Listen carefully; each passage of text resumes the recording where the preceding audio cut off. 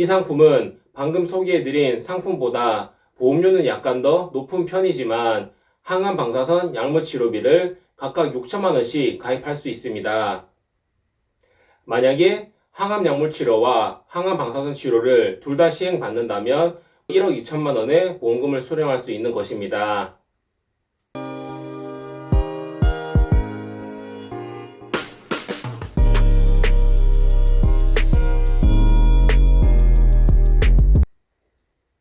반갑습니다. 보험라이프 김팀장입니다. 오늘의 주제는 암보험입니다. 현 시점에서 가장 유리한 상품과 요즘 많은 분들이 관심을 갖고 계시는 암 주요 치료비 보험의 장단점에 대해서도 자세히 알려드리도록 하겠습니다. 궁금하신 분들은 영상 끝까지 시청해 주시고요. 시청하시기 전에 구독, 좋아요 버튼 한 번씩 눌러주시면 영상을 제작하는데 아주 큰 힘이 됩니다. 본 광고는 광고 심의 기준을 준수하였으며 유효기간은 심의일로부터 1년입니다. 암보험의 중요성에 대해서는 다들 인식하고 계실 테니 보장의 필요성에 대한 설명은 과감하게 생략하고 바로 제가 추천드리는 암보험 가입 제안서를 살펴보도록 하겠습니다. 현재 암 진단비와 항암 방사선 약물 치료비 특약을 가입할 때 보험료와 보장적인 측면이 가장 뛰어난 상품의 설계 자료입니다. 설계 기준은 20년 납 90세 만기고 당연히 비갱신형입니다. 40대 50대 기준으로 각각 설계를 해봤는데 일반암 진단비 3천만원, 유사암 진단비 600만원, 항암 방사선 치료비 2천만원, 항암 약물 치료비 2천만원으로 설계 시 이 정도의 보험료가 산출됩니다. 이와 동일한 기준으로 설계했을 때 이 상품보다 더 저렴한 상품은 절대 없을 것이라고 확신합니다. 그리고 이 상품은 보험료도 타사보다 저렴하지만 더 큰 장점은 항암 약물 치료와 항암 방사선 치료비가 별개의 특약으로 분리되어 있다는 점입니다. 만약에 두 가지 치료를 모두 다 시행받았다면 총 4천만 원의 보험금을 수령할 수 있는 것입니다. 1세대 항암제인 독성 항암 치료를 비롯해서 표적 항암 치료나 양성자, 중입자 치료 등의 신의료 기술도 모두 다 항암 방사선 약물 치료비에서 보장이 된다는 것을 생각한다면 정말 보험료 대비 아주 훌륭한 보장이라고 생각합니다. 그리고 암 주요 치료비 보험에서는 보장되지 않는 호르몬 치료도 암의 직접적인 치료 목적으로 시행받았다면 보장이 가능하다는 것도 항암 방사선 약물 치료비 보험의 큰 장점이라고 할 수 있겠습니다. 만약에 여기서 항암 방사선 약물 치료비 보장 금액을 더 높이고 싶으시다면 아쉽게도 이 상품에서는 증액이 불가능하고 딱 항암 방사선 약물 치료비로만 가입이 가능한 이 상품을 추천드립니다. 마찬가지로 설계 기준은 20년 납 90세 만기 비갱신형입니다. 40대 50대 기준으로 각각 설계를 해봤는데 항암 약물 치료비 6천만원, 항암 방사선 치료비 6천만원으로 설계 시 이 정도의 보험료가 나옵니다.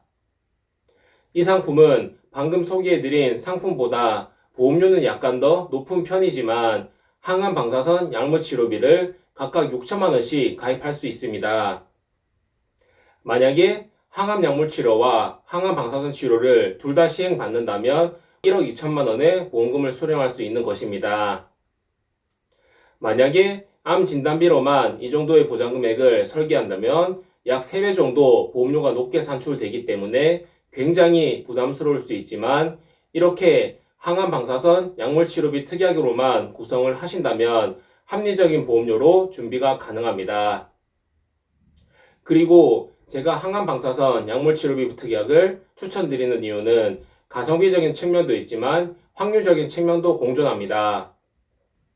서울 아산병원의 2021년 암 통계 자료에 따르면 111만 2,350명의 암 환자 중에서 33만 3,473건의 항암 약물 치료와 항암 방사선 치료가 시행되었다고 합니다.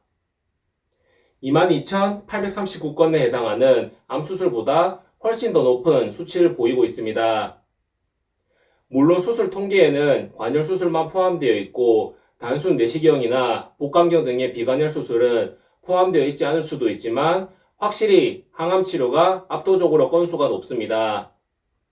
저는 개인적으로 치료 비용에 따라서 보장 금액이 달라지는 암 주요 치료비 보험보다 항암 치료를 받기만 한다면 이렇게 높은 보험금이 지급되는 이 상품을 선택하신다면 더 효과적으로 암을 대비할 수 있지 않을까 생각합니다.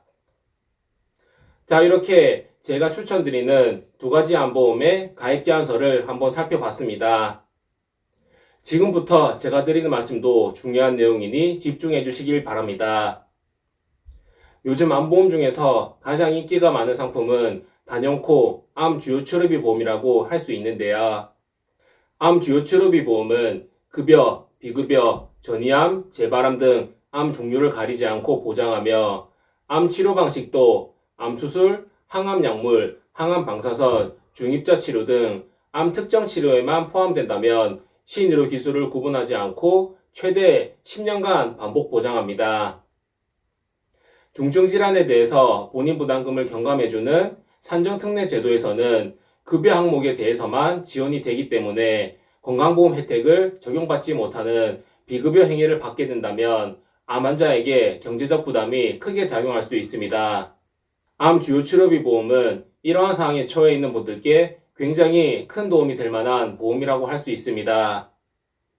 하지만 여러분, 이 보험을 가입하실 때에는 장점만 보고 가입하실 게 아니라 단점에 대해서도 반드시 속지를 하셔야 되며 보장을 받지 못하는 상황에 대해서도 철저히 속지를 하시고 가입하셔야 됩니다. 암 주요 치료비 보험의 첫 번째 단점은 항암 호르몬 치료는 보장에서 제외된다는 점입니다. 암 주요 치료비 보험의 약관을 한번 가져와 봤는데 여기에 나와 있는 치료는 암 특정 재료에서 제외되는 항목들입니다. 여기서 여러분들이 주목하셔야 되는 건 4번과 7번 항목인데요. 호르몬 관련 치료제는 제외한다고 나와 있습니다. 이건 여성분들에게 상당히 중요한 내용이라고 할 수 있는데요. 여성에게서 많이 발생하는 유방암은 수술 이후에 호르몬 치료를 몇 년간 받는 경우가 있습니다. 암 주요 치료비 보험은 5년 동안 보장을 한다고 하지만 유방암처럼 항호르몬 치료가 길게 이뤄질 수 있는 상황에 대해서는 전혀 도움이 되지 못하겠습니다.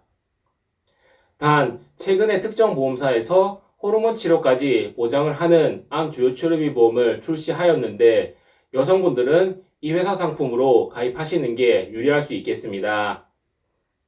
암 주요 치료비 보험의 두 번째 단점은 초기암에 대해서는 보장을 기대하기 어렵다는 점입니다. 이 보험은 중기, 말기에 해당하는 암 환자가 고가의 비급여 치료를 부담 없이 받을 수 있는 것에 보장의 포커스가 맞춰져 있기 때문에 초기암에 대해서는 보장을 기대하기 어렵습니다.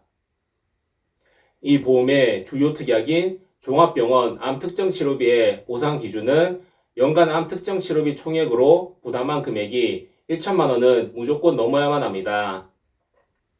연간 암 치료비로 본인이 부담한 금액이 1천만 원 이상 나오려면 비급여에 해당하는 치료를 많이 받아야만 할 텐데 초기암 같은 경우에는 비급여 치료 없이 건강보험이 적용되는 급여치료만 시행하는 경우도 많습니다.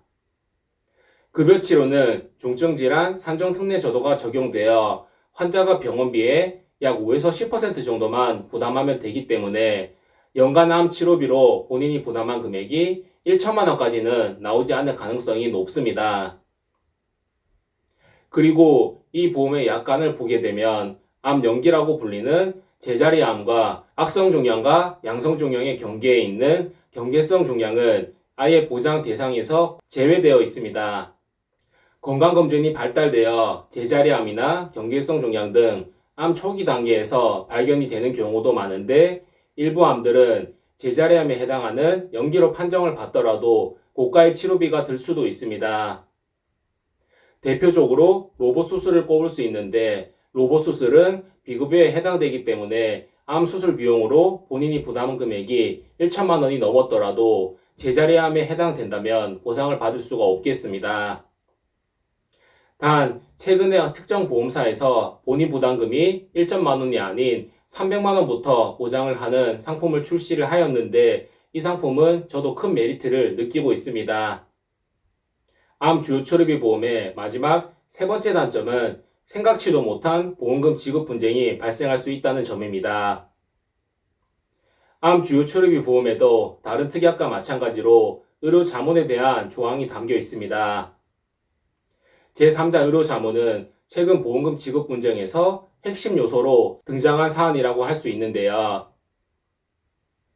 기존 항암 치료비 보험은 암의 직접적인 치료 목적으로 항암 치료를 받게 되면 보험가입 금액을 보상받는 형식이지만 암 주요 치료비 보험은 발생한 비용에 따라서 보장 금액이 달라지는 구조입니다.